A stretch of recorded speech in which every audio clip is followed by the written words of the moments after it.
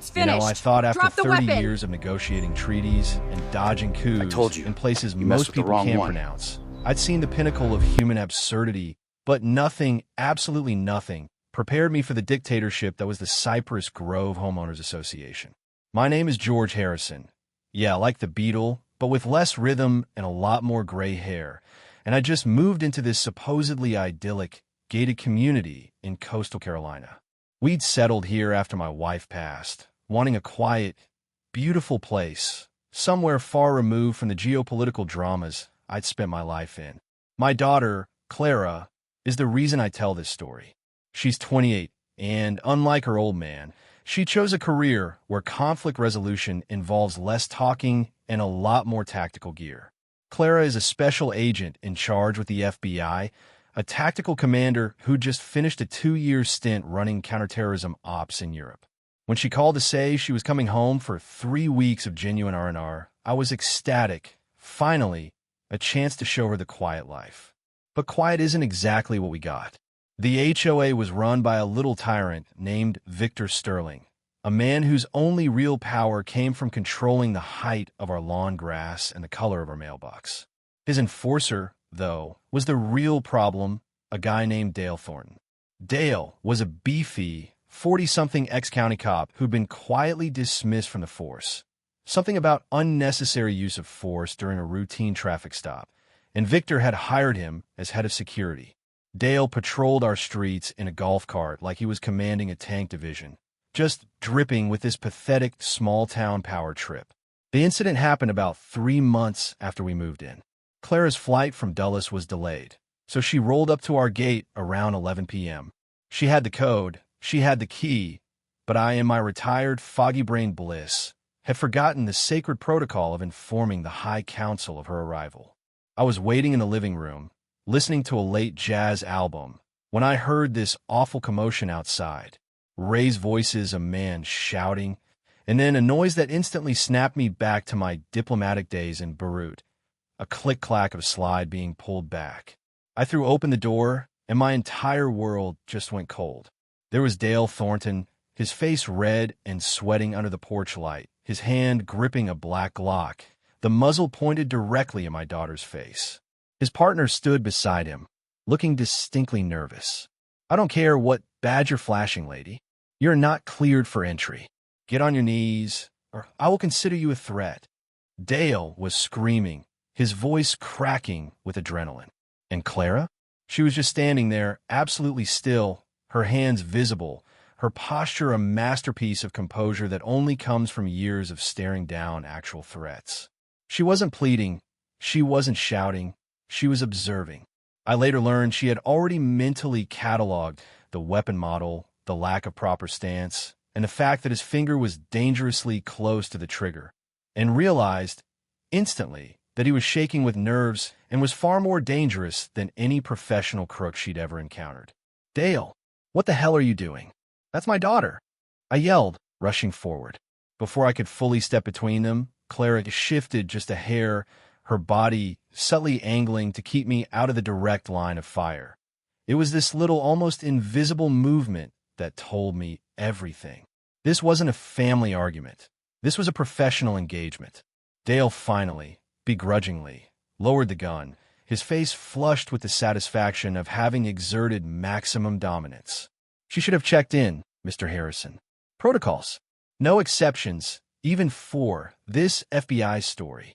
Clara didn't engage him further, didn't yell, didn't even raise her voice.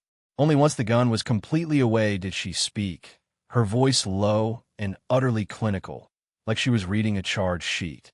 "Mr. Thornton, you should be aware that pointing a service weapon at a federal officer is a felony. Also, I'm fairly certain that permit you're carrying expired 6 months ago. We'll be in touch."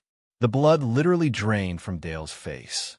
He sputtered something about private property rules and backed away with his partner, who was visibly whispering, "We messed up, Dale.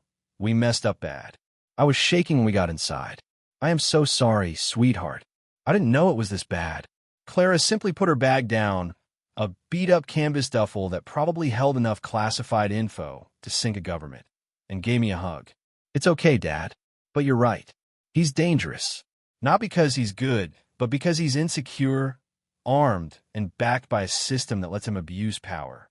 We need a long-term strategy for this kind of petty tyrant. And that was the moment her R&R turned into a full-scale, civilian-level financial crime investigation. Clara spent the next few days in the dining room, surrounded by HOA bylaws, community meeting minutes, and property records, humming quietly to herself. She always said, "The biggest cases aren't the ones you see on the news. They're the little kingdoms where people think they're invisible." The next morning, Victor Sterling showed up, smelling of expensive cologne and artificial concern, handing me a formal violation notice. He stood there with his wife, Sharon, who always dressed like she was attending a debutante ball instead of a neighborhood confrontation, both radiating thinly veiled disdain. "Mr. Harrison, we must discuss last night's unfortunate incident," Victor said, his voice slick and rehearsed. "Unfortunate?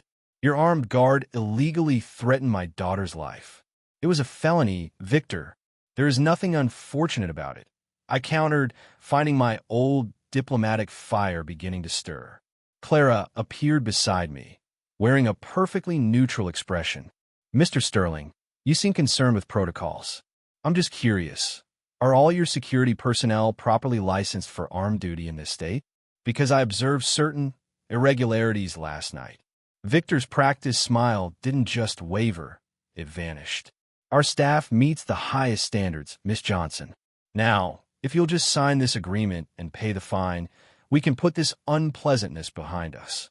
"I don't think we'll be signing anything," Clara said pleasantly, closing the door gently but firmly in their stunned faces. That week, the war escalated predictably. Dale started parking his security vehicle directly across from our driveway, just sitting there for hours, staring.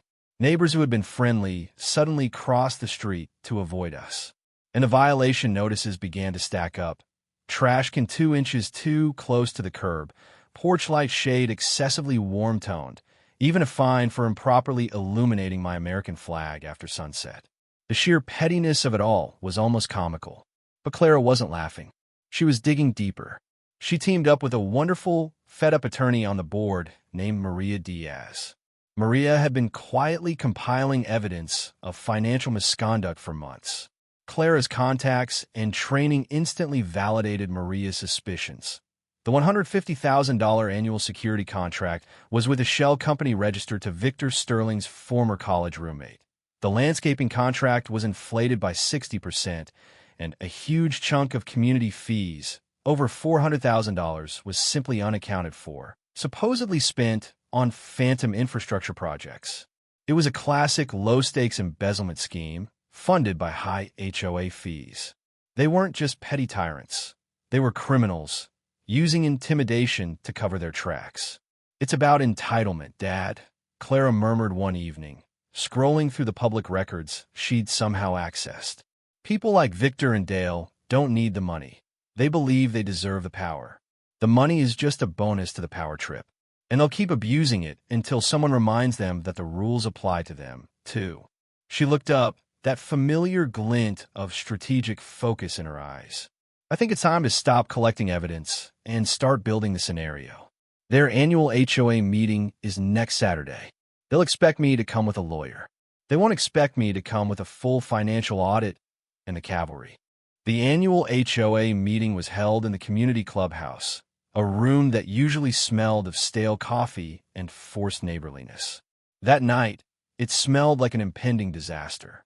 Victor, Sharon, Dale, and the compliant treasurer, Jim, were seated at a raised table, radiating a nervous kind of overconfidence. They had called this emergency session to push through new bylaws that would essentially give Dale unrestricted access to any property, cementing their power. Clara had laid the groundwork beautifully. She'd contacted an old academy friend, Detective Alex Reyes, now a high-ranking officer in the local jurisdiction, and she'd flown in her FBI colleague, Special Agent Evan Stone, one of the Bureau's top financial crime analysts. Evan was dressed like a very bored civilian, sitting inconspicuously in the back, while Alex was posted just outside, ready to respond to a noise complaint. Victor began his speech, all manufactured charm and self-congratulation about property values. When he moved to the new bylaws, I raised my hand. "Point of order, Victor," I said, drawing on 40 years of knowing how to politely derail a dictator. "Before we vote on expanding the board's powers, the residents deserve a full accounting of how the current powers have been used. Specifically, the 40% increase in security expenditures." The room went silent. Jim, the treasurer, began shuffling papers frantically. Victor's smile tightened into a grimace. "Mr. Harrison, those documents are only for board review, for security reasons." Maria, the lawyer, stood up. "Actually, Victor, as a board member, I don't recall seeing any itemized breakdown of those $400,000 in infrastructure improvements, either." The murmur in the room turned into a full-fledged buzz of doubt. Dale, naturally, stepped forward, positioning his bulk near me. Pure intimidation. Victor, realizing he was losing control, abruptly declared the meeting adjourned. But the meeting wasn't over. As people began to file out, I stood up and walked to the front, placing a thick binder on the table.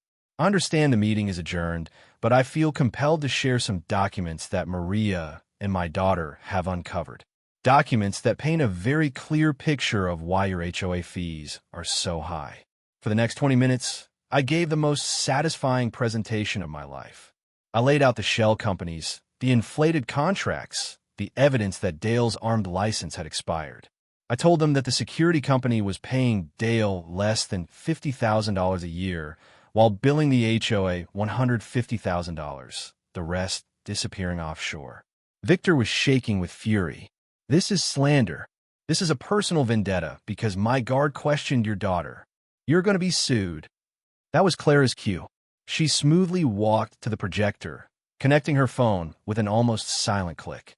"Speaking of being questioned by security, Mr. Sterling," she said, her voice perfectly level, "I think the community should see exactly what constitutes appropriate questioning in Cypress Grove." The large screen lit up, showing the black and white security footage from our porch. Dale Thornton, red-faced and screaming, with his Glock pointed directly at my daughter's temple. The gasps were audible. This was followed by the footage of him and his men returning at 3 a.m. to vandalize my fence and uproot my garden. The crowd was utterly silent. Then the anger began to boil. This was the emotional high point, the moment of absolute certainty. Dale, pushed past his breaking point by the public humiliation, let out a roar, a noise of pure, cornered rage, and lunged across the table at me, his hand instinctively going for the weapon concealed under his jacket. It happened in less than 3 seconds, the kind of professional blur you only see in movies. Before anyone could scream fully, before Dale had even completed his first step, Clara moved. It wasn't a fight. It was an execution of training. She intercepted his charge, used his own momentum, a precise, almost elegant pressure point, and a quick reversal. And the next thing anyone knew, Dale was face down on the carpet, gasping, his own handcuff securing his wrist behind his back, Clara's knee planted precisely between his shoulder blades. She looked down at him, not with anger, but with professional detachment. Assault on a civilian. Attempted use of an illegally carried firearm. "You just upgraded your legal problems, Mr. Thornton." The applause was stunned, then overwhelming. Detective Alex Reyes walked in immediately, took custody of the subdued Dale, and placed him officially under arrest for multiple charges. Victor Sterling, seeing his entire operation collapse, made a desperate dash for the back door. But he didn't get far. Evan Stone, the bored civilian in the back row, suddenly flashed his FBI badge. "Victor Sterling? I'm Special Agent Stone. We need to talk about those offshore transfers from your security vendor. Specifically, the $400,000. As Victor was led away, looking pale and utterly defeated, Sharon Thompson fled the room, her trophy wife facade melting away into genuine panic. The residents erupted. Maria Diaz quickly took charge, and the reign of the Cypress Grove HOA dictatorship was officially over. A few months later, the community was changed. Victor was charged with serious fraud and embezzlement. Dale was facing jail time for his history of violence and illegal weapons. The old HOA was replaced by a new, transparent board led by Maria, and a kind woman named Brenda, a retired schoolteacher who had previously been too terrified to speak up. Clara and I were sitting on the porch the night before she left for her next assignment. The neighborhood was quiet, the porch light was the perfect color, and the trash can was exactly where it should be. Was all that really necessary? I asked her, bourbon in hand. Couldn't we have just called the local police the night he drew the gun? She smiled, looking out at the peaceful street. We could have. But that would have been a quick fix for a symptom, Dad. The real disease wasn't Dale. It was the systemic abuse of power that Victor built and the fear that kept people silent. We didn't just want to remove a bad cop. We wanted to restore community. And you don't do that with one phone call. You do that by exposing the entire mechanism. She put her hand on my arm. You taught me that true diplomacy isn't about avoiding the fight. It's about transforming it into a constructive outcome. We won the battle, and now they get to build something better. It's been a year since then, and whenever a local HOA tries to get a little too big for its britches, the story of the special agent who took down the Cypress Grove regime with a flash drive and a well-placed knee is always recalled as a very satisfying cautionary tale.